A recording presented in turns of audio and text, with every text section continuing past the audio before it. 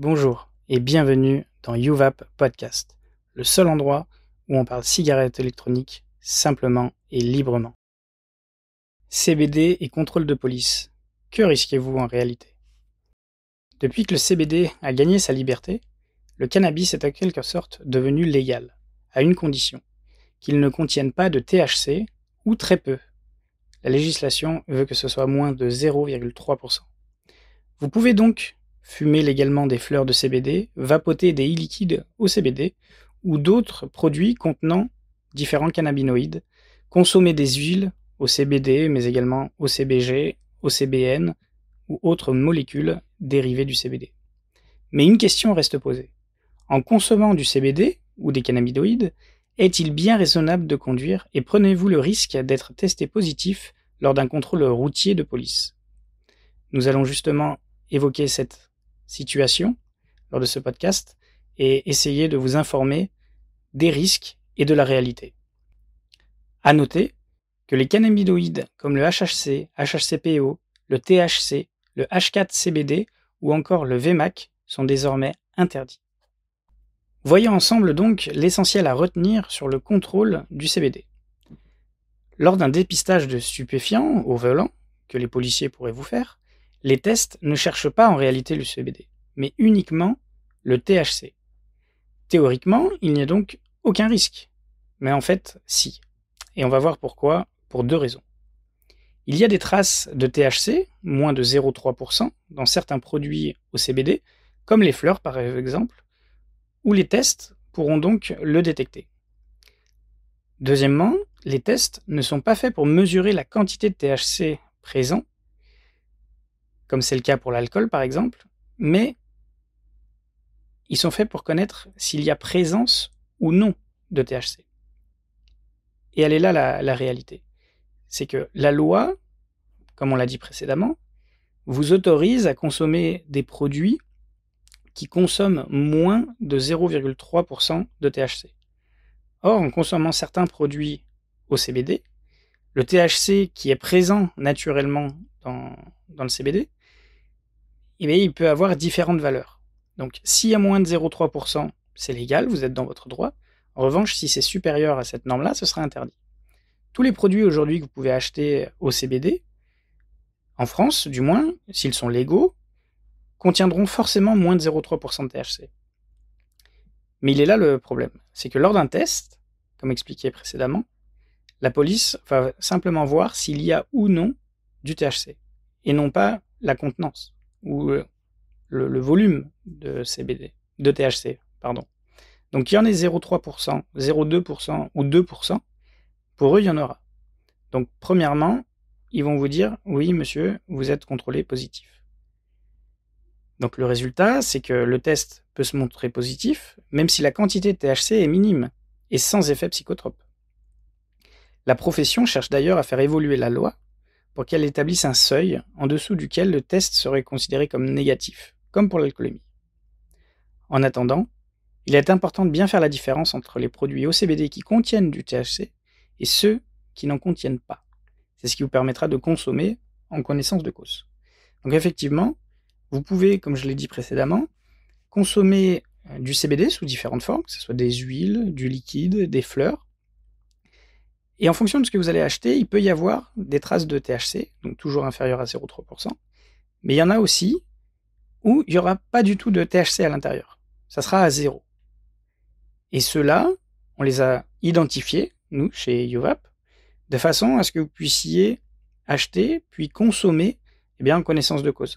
Savoir si vous savez que vous allez prendre la route et vous ne voulez pas être embêté, vous pourrez consommer des produits où tout le THC a été enlevé.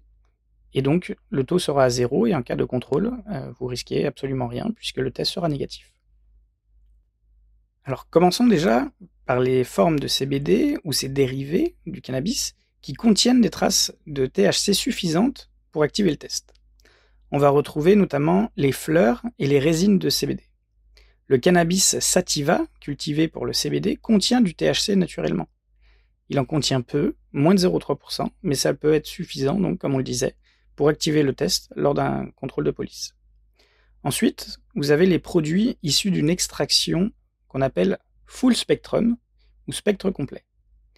Ce sont des huiles ou des liquides qui contiennent une bonne part des cannabinoïdes présents dans les fleurs du CBD, puisqu'en fait, ils ont extrait la majeure partie du CBD que contient la fleur, et donc il peut en résulter encore des traces de THC. Et donc parmi ces produits-là, vous pourriez donc être contrôlé positif.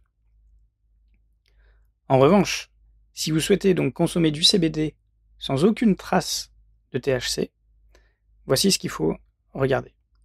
Ce sont les liquides et les huiles issus d'une extraction qu'on appelle en isolat ou en broad spectrum, plus communément en français appelé spectre large. Ces produits ne contiennent pas de THC, puisque celui-ci est évité lors de l'extraction. Ils vont analyser les différentes parties lors de l'extraction et vraiment choisir que ce qui les intéresse, et donc ne pas prendre la partie THC. Malgré ces recommandations, il est important pour nous quand même de vous rappeler d'éviter de consommer tout type de CBD, que ce soit du large spectrum qui normalement n'a pas d'effet psychotrope puisque n'a pas de THC. Si jamais vous êtes amené à conduire, ça évitera les risques, tout comme on ne pourra jamais vous conseiller de consommer de l'alcool si vous avez de la route à faire par la suite.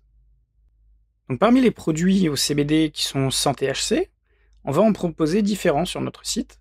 Vous allez pouvoir retrouver les puffs CBD bar, par exemple, de la marque 10 grammes, qui vont être des puffs plutôt ludiques avec des goûts plutôt fruités. On va retrouver également le Vapen VMAC, où la formule a été modifiée récemment suite à une dernière interdiction de produits dérivés du CBD. La marque a revu sa formule et donc a pu en sortir une autre avec des produits qui sont complètement autorisés. Et ces produits-là sont certifiés sans THC, puisque lors de l'extraction qui a été faite en spectre large, ils ont pris chacun des éléments et ont bien fait attention de supprimer le THC de leur extraction. On va pouvoir également retrouver des huiles qui vont être notamment pour le sommeil par exemple, ou une huile qu'on appelle délicate qui va pouvoir vous aider pour certains maux que vous pouvez avoir. Et ces huiles sublinguales ont également une certification sans THC puisque elles vont avoir la mention d'extraction spectre large qui vous certifie du coup de ne pas avoir de THC à l'intérieur. Pensez bien à vérifier sur les fiches produits. On a vraiment notifié sur chacune si elles avaient ou non une contenance en THC. On va maintenant venir sur une liste de questions-réponses qui nous ont souvent été posées.